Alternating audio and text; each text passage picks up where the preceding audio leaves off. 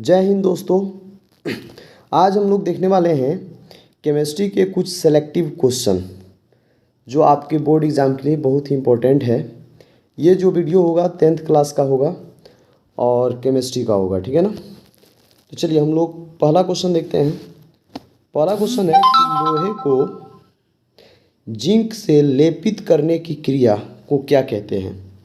तो लोहे को जिंक से लेपित करने की जो क्रिया है दोस्तों, उसे हम गैल्वेनीकरण कहते हैं। यानी इसका ऑप्शन बी आप टिक कर लीजिएगा, ठीक है ना। गैल्वेनीकरण मतलब लोहे पर जिंक की जो परत चढ़ाते हैं उसे गैल्वेनाइजेशन या गैल्वेनीकरण कहते हैं, ठीक है ना। जैसे आप लोग साइकिल के हैंडल पे देखे होंगे, साइकिल का हैंडल इसका एग्जांपल है। साइकिल के हैंडल पे जो वाइट कलर का आपको दिखता है, हैंडल पे वाइट कलर की पर जो परत दिखती है वो आपकी गैल्वेनीकरण होती है, ठीक है ना। यानी कि उस पर जो है जिंक की परत चढ़ाई गई रहती है। अब हम लोग नेक्स्ट क्वेश्चन को देखेंगे। नेक्स्ट क्वेश्चन है सिल्वर क्लोराइड का रंग क्या होता है। तो दोस्तों सिल्वर क्लोराइड का जो रंग होता है वो श्वेत होता है, ठीक है ना। सिल्वर दैट मीन्स हम समझ सकते हैं कि चांदी, ठीक है ना, और चांदी श्वेत ही होता है। तो चलिए ऑप्शन ए इसका सही है। अब हम लोग क्वेश्चन नंबर 3 को देखते हैं। जस्ता तथा तनु हाइड्रोक्लोरिक अम्ल की अभिक्रिया के फलस्वरूप निम्न में से कौन सा गैस बनता है। तो देखिए आपका जस्ता है दैट मीन्स Zn हो गया, और हाइड्रोक्लोरिक अम्ल है यानी कि HCl हो गया, ठीक है ना। अब इसकी जब अभिक्रिया होगी तो ये क्या बनाएगा, ZnCl2 बनाएगा और साथ में हाइड्रोजन गैस को मुक्त करेगा। यानी कौन सी गैस बनी, तो हाइड्रोजन गैस। तो ये हो गया आपका ऑप्शन सी, ठीक है ना। अब हम लोग देखते हैं क्वेश्चन नंबर 4 को। निम्नलिखित में से कौन एक दहन अभिक्रिया है। तो दहन का मतलब क्या होता है, किसी चीज़ का जलना। तो यहाँ पे दिया है जल का उबलना, मोम का पिघलना, पेट्रोल का जलना, यानी किसी चीज़ का जलना। यानी ऑप्शन सी आपका इसका सही है, ठीक है ना। चलिए अब हम लोग देखते हैं क्वेश्चन नंबर 5 को। साग सब्जियों के विघटित होकर कंपोस्ट बनना किस अभिक्रिया का उदाहरण है, ठीक है ना। तो देखिए साग सब्जियां जब विघटित होती हैं तो विघटित होकर जब कंपोस्ट बनती हैं तो उनसे ऊर्जा निकलता है, ठीक है ना। यानी ऊष्मा का निर्माण होता है, वो गर्म हो जाती है। तो इसे हम ऊष्माक्षेपी अभिक्रिया कहते हैं, यानी कि ऑप्शन बी इसका सही है। अब हम लोग देखते हैं क्वेश्चन नंबर 6 को। क्वेश्चन नंबर 6 है कि निम्न में से कौन सा उत्पाद लेड नाइट्रेट को गर्म करने से प्राप्त होता है। यानी कि इनमें से कौन सा उत्पाद है जो आप अगर लेड नाइट्रेट को गर्म कर रहे हैं तो उससे आपको प्राप्त होगा। तो देखिए लेड नाइट्रेट जो होता है आपका PbNO3 होता है, ठीक है ना। इसका होल ट्वाइस आता है। तो ये लेड नाइट्रेट है। अगर आप इसको गर्म करिएगा तो आपको कौन सा गैस मिलेगा, तो इससे NO2 और O2 निकलता है। यानी कहने का मतलब है ऑप्शन डी इसका सही है। क्वेश्चन नंबर हम लोग 7 को देखते हैं। निम्न में कौन सही है। तो एक ए में है Na2CO3 इंटू 5H2O जो होता नहीं है। बी में है Na2CO3 इंटू 10H2O, ठीक है ना। ये सही है क्योंकि ये सोडियम कार्बोनेट डेकाहाइड्रेट जो आप धोने वाला सोडा जानते हैं वो है, ठीक है ना। धोवन सोडा या धोबिया सोडा इसी को कहा जाता है। क्वेश्चन नंबर 8 को देखेंगे। निम्नलिखित अभिक्रियाओं में अपघटन की अभिक्रिया कौन सी है, मतलब इसमें कौन अपघटित हो रहा है। तो देखिए अपघटन अभिक्रिया उसको कहते हैं कि जिसमें कोई एक भारी पदार्थ दो या दो से अधिक हल्के पदार्थों में टूट जाता है, ठीक है ना। तो इसमें देखिए यहाँ पे KCl है, KClO3 है जो KCl+3O2 में टूट जा रहा है। तो इस तरह से आपका ऑप्शन सी जो है सही है, क्योंकि ये एक भारी पदार्थ है और ये दो हल्के पदार्थों में क्या हो रहा है, टूट रहा है। बाकी ऐसा किसी में नहीं है, ठीक है ना। देखिए ए नंबर ऑप्शन में क्या है, दो यौगिक मिल रहे हैं, दो अपना अलग कंपाउंड नए पदार्थ बना रहे हैं, तो ऐसा कुछ नहीं है।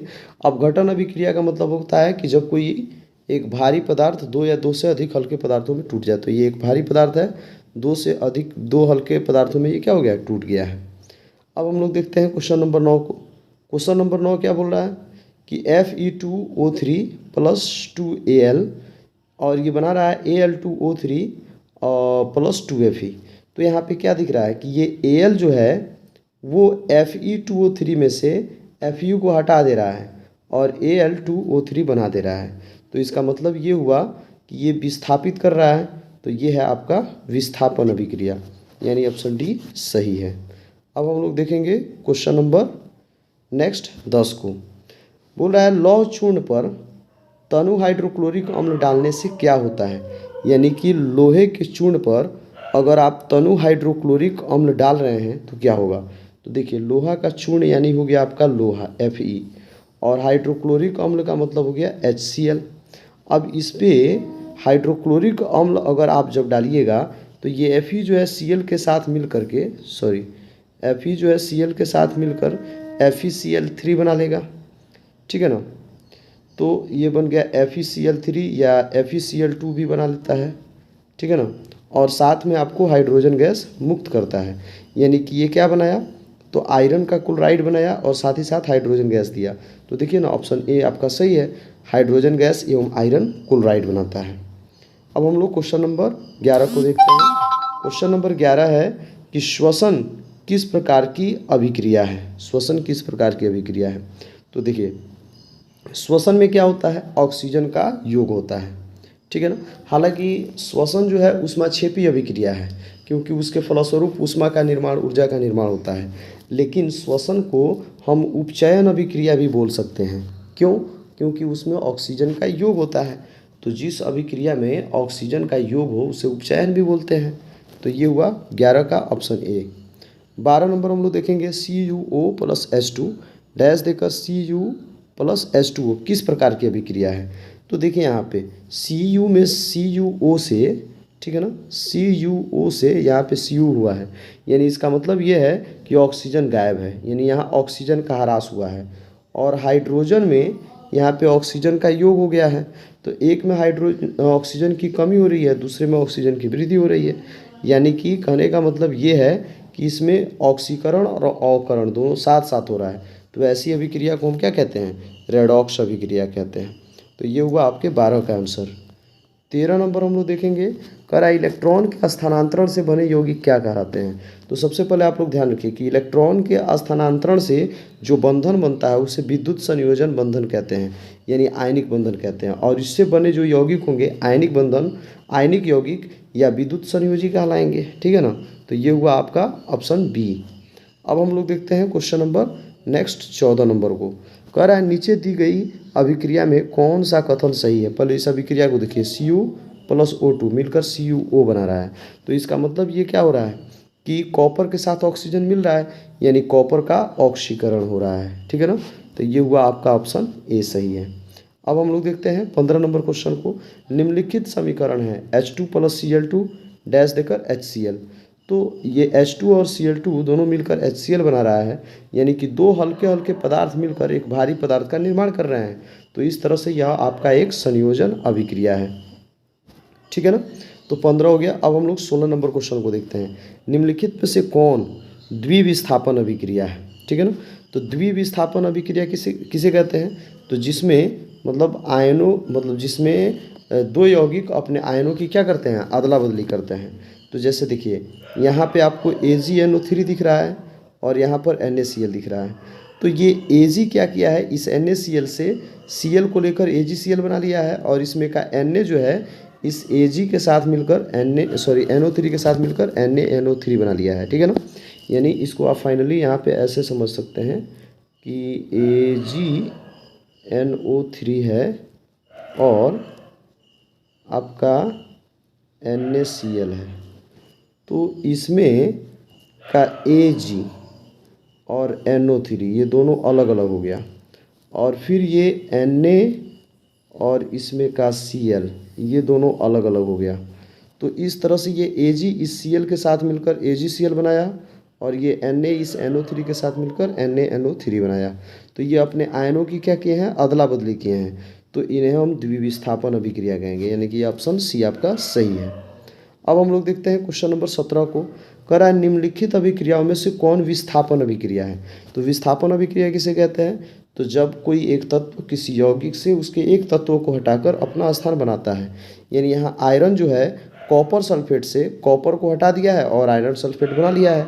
यानी कि आपका ऑप्शन सी सही है। तो इसे हम विस्थापन अभिक्रिया कहेंगे। अब देखिए 18 नंबर क्वेश्चन, अवक्षेपण अभिक्रिया से किस प्रकार का लवण प्राप्त होता है। तो बुआ आप समझ जाइए बाबू, अवक्षेपण अभिक्रिया किसको कहते हैं, जिसमें अवक्षेप का निर्माण होता है। और अवक्षेप किसे कहते हैं, जो अविलेय होता है, मतलब विलयन में घुलता नहीं है, यानी अविलेय जो है आपका लवण प्राप्त होगा। अब जो है हम लोग 19 नंबर क्वेश्चन को देखेंगे। 19 नंबर क्वेश्चन है, निम्नलिखित में से कौन एक अपघटन अभिक्रिया का उदाहरण नहीं है। अपघटन अभिक्रिया, अपघटन अभिक्रिया में क्या होता है कि कोई एक भारी पदार्थ दो या दो से अधिक हल्के पदार्थों में टूट जाता है। तो देखिए ना, इसमें CaCO3 भारी है, ये दो गो हल्के पदार्थों में टूट रहा है। सॉरी यहाँ पे मिस्टेक हो गया है, यहाँ पर तीर निशान होना चाहिए, ठीक है ना, ये ऐसे होना चाहिए CaO, सॉरी एक मिनट रुक जाइए, हाँ ये ऐसे होना चाहिए CaCO3 डैश देकर CaO प्लस CO2, ऐसे होना चाहिए। तो देखिए इसमें एक भारी पदार्थ दो हल्के पदार्थों में टूट गया, ये तो अपघटन अभिक्रिया है। लेकिन क्वेश्चन क्या पूछ रहा है, अपघटन अभिक्रिया का उदाहरण नहीं है, तो ये तो अपघटन है। फिर बी नंबर भी ठीक वैसे ही है, दो हल्कों में टूट रहा है तो अपघटन हुआ। फिर मानव शरीर में भोजन का पचना, ये भी अपघटन है, क्योंकि आपके शरीर में जब भोजन जाता है तो वो उसका पाचन होता है, तो पाचन होता है यानी टूटता है। तो यहाँ पे देखिए सी नंबर ऑप्शन में क्या है, H2 प्लस Cl2 मिल के HCl बना रहा है, यानी कि दो हल्के हल्के मिलकर एक भारी पदार्थ का निर्माण कर रहे हैं। तो इस तरह से ये आपका अपघटन अभिक्रिया नहीं है, तो ये आपका ऑप्शन सी सही है। अब लास्ट हम 20 नंबर क्वेश्चन को देखेंगे। कह रहा है निम्नलिखित में से कौन एक रेडॉक्स अभिक्रिया है। तो रेडॉक्स अभिक्रिया किसे कहते हैं, जिसमें ऑक्सीकरण और अवकरण दोनों साथ साथ हो, यानी आपका ऑप्शन सी है, जिसमें ऑक्सीकरण और अवकरण दोनों साथ साथ हो रहा है, ठीक है ना। कैसे, तो आप इसे समझिए, जैसे यहाँ HCl, यहाँ CaO के साथ O था, ऑक्सीजन था, लेकिन यहाँ Ca के साथ ऑक्सीजन नहीं ना है, यानी कि कैल्शियम से ऑक्सीजन गायब है। और यहाँ हाइड्रोजन के पास ऑक्सीजन नहीं था, लेकिन यहाँ हाइड्रोजन के पास ऑक्सीजन आ गया है, यानी एक से ऑक्सीजन गायब हुआ है और दूसरे में ऑक्सीजन का योग हुआ है, यानी इसमें ऑक्सीजन का ह्रास भी हुआ है और ऑक्सीजन का योग भी हुआ है, वृद्धि भी हुआ है। तो इस तरह से हम इसे रेडॉक्स अभिक्रिया कह सकते हैं। तो दोस्तों ये वीडियो आपको कैसा लगा कमेंट करके ज़रूर बताइएगा। और सबसे पहले मैं आपको बता दूं कि अगर आप इस चैनल पर नए हो तो इस चैनल को सब्सक्राइब कर लीजिएगा, ताकि आपकी एग्ज़ाम के टाइम में ऐसे ही वीडियो का मैं नोटिफिकेशन मतलब वीडियो का नोटिफिकेशन जो आपको समय पर मिलता रहे। इसके साथ साथ मैं आपको एक ज़रूरी सूचना दे दूं, इसे ध्यान दीजिएगा। सूचना क्या है कि अगर आप इंटरटेनिंग वीडियो देखना चाहते हैं, इंटरटेनमेंट करना चाहते हैं, तो उसके लिए आप एक चैनल है उसे आप सब्सक्राइब कर सकते हैं, या उस पर जाके आप इंटरटेनमेंट कर सकते हैं। चैनल का नाम है एस माई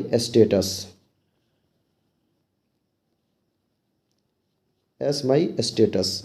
इस चैनल पे जाइए और इंटरटेनिंग वीडियो को देखिए और इंटरटेनमेंट करते रहिए।